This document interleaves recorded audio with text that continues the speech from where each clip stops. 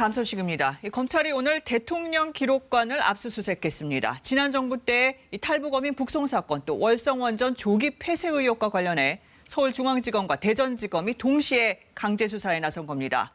이 대통령 기록물을 열어보는 건 이번 정부 들어 처음입니다. 박진수 기자가 보도합니다.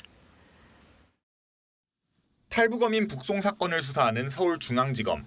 세종시에 있는 대통령 기록관 압수수색에 검사와 수사관 10여 명을 투입했습니다. 사건 당시 컨트롤타워 역할을 했던 청와대 국가안보실과 비서실장 주재 대책회의 관련 문서를 중점적으로 확보 중인 것으로 전해졌습니다. 검찰은 강제북송 사건과 관련해 국가안보실이나 대통령 비서실 등에서 이관시킨 자료가 무엇인지를 확인 중이라고 밝혔습니다. 검찰은 2019년 11월 문재인 정부가 탈북어민 2명에 대한 합동조사를 법적 근거 없이 조기 종료시키고 귀순 의사에 반해서 그들을 강제 북송했다는 의혹에 대해 수사 중입니다. 특히 이런 북송 결정이 청와대 회의에서 내려졌고 국가안보실이 북송 과정을 주도했다는 의혹도 제기된 상태입니다. 여기에 서훈 당시 국정원장이 귀순 의사 등 일부 내용을 삭제한 보고서를 작성했다는 혐의에 대해서도 압수물을 토대로 살펴볼 계획입니다.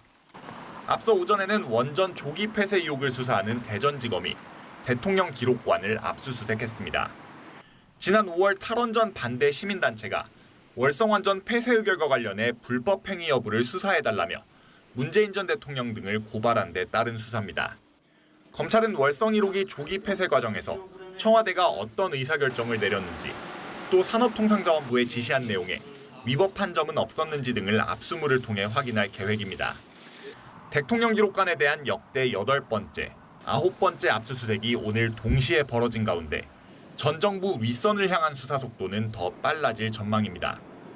어민 북송과 관련해서는 국민의힘이 오늘 노영민 전 대통령 비서실장 등 10명을 검찰에 추가 고발하기도 했습니다. KBS 뉴스 박진수입니다.